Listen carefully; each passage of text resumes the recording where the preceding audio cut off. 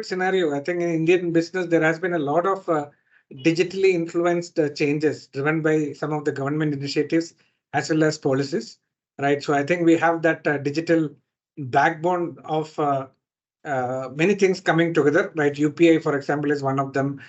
We have Aadhaar as a backbone in place already. So a lot of things to bring together the entire Indian community is already in place. That is helping to drive a lot of new innovations, whether it is healthcare as a field or finance as a field, agriculture as a field. That the backbone that we created is definitely helping. Beyond that, technologies like 5G, right? 5G implementation is picking up, and there are a lot of additional bandwidth available. Therefore, lot more use cases of video streaming based solutions or live communication based solutions are coming up. Startups are focusing on AI and technologies like AI or blockchain for data driven decision making that can help various use cases. Right? So if it's an insurance or a, let's say, loan company or a bank loan business, then they are looking at the customer spend pattern, customer usage of their various applications or in the day-to-day use is used to arrive at decisions on a continuous basis, right? So I think if you look at Indian digital transformation, I would summarize it against technology influenced as one segment. Second is because of India's backbone of digital being there, people are leveraging that better. Startups are also playing a lot more in improving customer experience, right, in each of their scenarios. And one of the first one to start really was e-commerce, right? And then e-commerce as a segment really picked up a lot in India, and there are quite a few delivery applications and those kind of things as well. But some of the new scenarios are around remote work, right? Remote working collaboration. There are quite a few startups coming up. Satellite image-based analytics is another set of startups that I can see. Cyber security-based organizations are also coming up. So I think the digital ecosystem organizations are all coming together to make a bigger impact, and which is a very good positive news.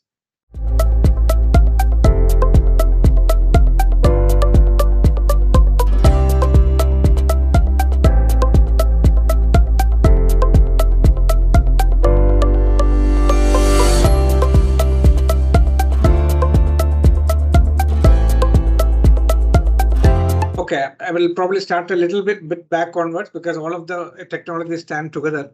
A lot of the transformation started with cloud-based technologies coming in, and many of the services that we are launching today, whether it is Aadhaar or UPI-based services, many of them are probably not possible without a good cloud backbone service. So cloud was probably the beginning of all those changes. But on top of that, with IoT and 5G-based connectivity coming up, significantly helped to create a cloud and connectivity, right? So cloud brings in a lot of compute capability, and connectivity brings everything together.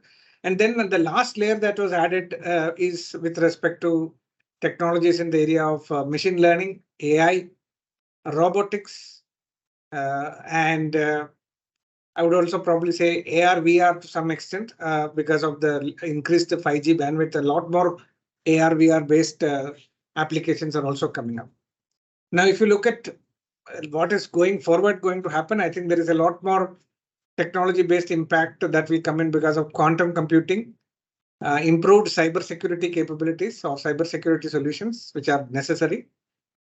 And probably in India with the healthcare, which could become a biggest segment, biotechnology, precision medicine, genomics-based capabilities, all of those technologies will also come up in the next few years. I think that's definitely required in India. That's why I mentioned healthcare, because some of the remote areas still lag the required healthcare infrastructure.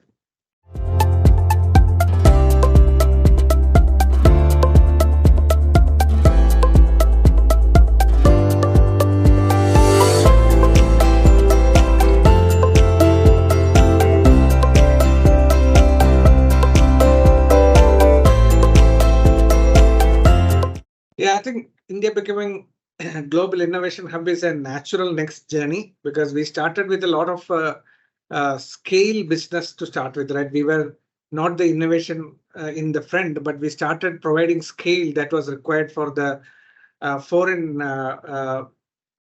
organizations, right? Who were into R&D, right? That's where we started, whether it is Y2K, and after that, a lot of digital explosion that happened. We were largely providing the scale and skill that was required.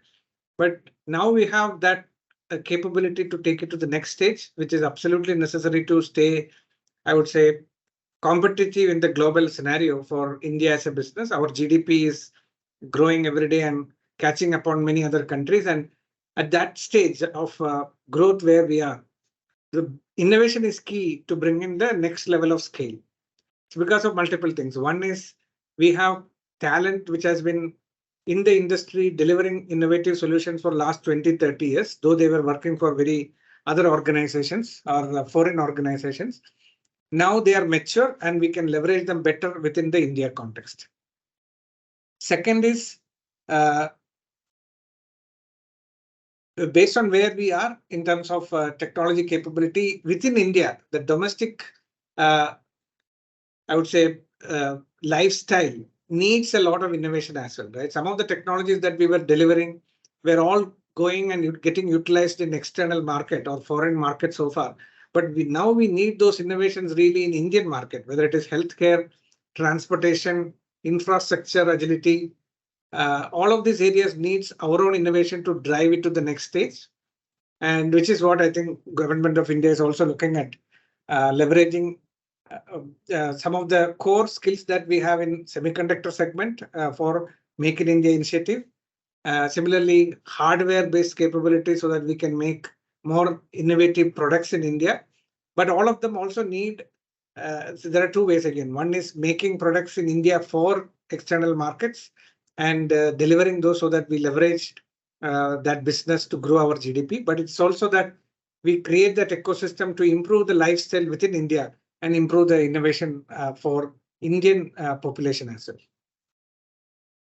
Now, other thing I would say is also that we are in a situation probably where we used to lose a lot of talent to outside countries. Like people in India finish their masters and they used to travel to US, UK, Australia for higher studies and then work there or relocate and immigrate there. I think in the current situation of capabilities and this global overall situation, we may have a chance to even start attracting global talent to India, right? Because India is having a lot of next level of positiveness that we can offer to our world, right, globally, which includes attracting skilled professionals, researchers, probably even students coming in and studying here, entrepreneurs who can start new work here. But all of that to happen, I think the innovation ecosystem in India should also get to the next stage. And that's exactly why India should develop as a global innovation hub for the benefit of India as well as for the world.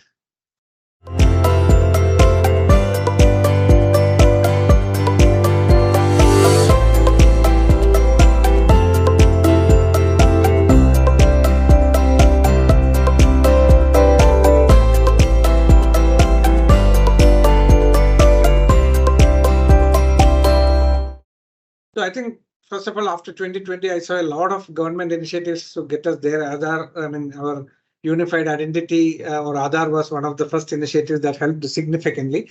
So similar policies that will drive innovation, right?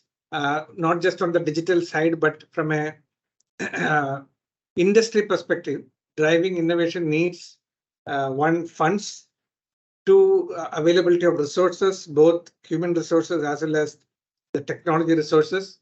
For example, if you have to innovate in AI, you need a lot of compute power. Today, compute power purchasing power in India is very low compared to a startup in US because they can afford to buy it at a much competitive price compared to in India, right? So availability of some of the compute capabilities becomes significant. And also, I think third thing is there is a lot of data-based innovations that are coming up. Right, so data is the backbone of a lot of new innovations or new organizations or startups. Therefore, having the right policies and frameworks to protect the data of individuals and also at the same time making sure that the data is available at scale for the startups. Like, for example, healthcare as an industry, if we can make that data available in a bigger market in a good way, so that the organizations and startups can use that to create their products, but at the same time, the patient's privacy is protected and it does not lose any individual data, right? It can make a big impact. So I think summary is government should work on a policy framework, establishing regulations for data availability, data collection, and also creating that the backbone for all this innovation to take place, right? That is one.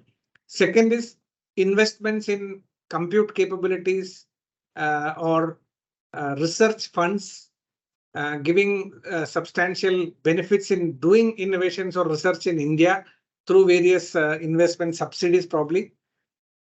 And also tax breaks, grants, etc. is where government can really play as a second area. Third and last area, I would say, is a bigger change that needed to be brought into education. Our education is changing every day, but if you look at the history, we were developing people to deliver or work on a continuous environment, get their job, and that was the environment.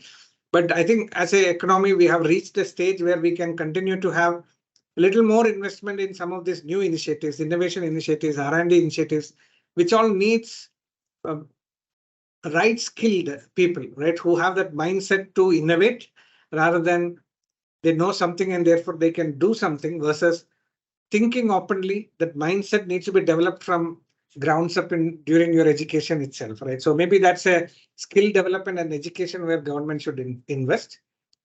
And lastly, government can probably also play as an ecosystem player to create those public-private partnerships, startup enablement funds, which is what a T-Hub is doing, or in each of the states, there are smaller entities that are there, but they can probably do more and more to help and support those kind of ecosystems.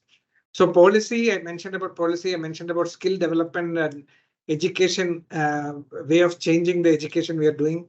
Investment in compute capabilities, research capabilities that can be leveraged by people. And lastly, some of the subsidies and incentives, right? These are probably the four key areas where government can support the industry.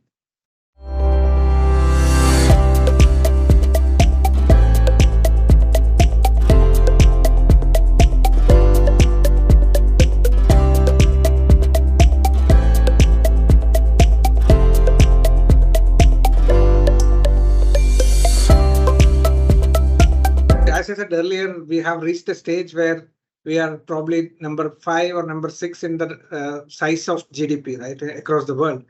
And to propel economic growth from where we are right now, by fostering, let's say, new industries, new startups that can make a bigger impact, or creating high value jobs, right, for that matter, or enhancing the global competitiveness of Indian organizations.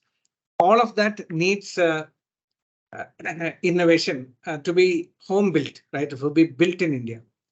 So for nation's future or India's future, shaping both technological side of India as well as economic side of India, I think innovation is necessary. Because the technological advancements drive efficiency, productivity, as well as improve standards of living within India, which is one of the biggest needs that we have today. For example, healthcare, education, sustainability, where we are promising to invest a lot. All of these areas needs new innovations to make us achieve our objectives. And that's why I think it's important to have that innovation investment, innovation focus to get in front of the global community and say that we are ahead of the curve and we are at the forefront of the growth or forefront of the change that the world needs to have. Right? I think absolutely necessary to meet the needs that we are committing to the world and provide that kind of a what I would call it as adaptability at this world stage, right? So that we can be very ready for the next 10 years, which is more like a decade, and where we are going to see that significant percentage growth in our GDP as well.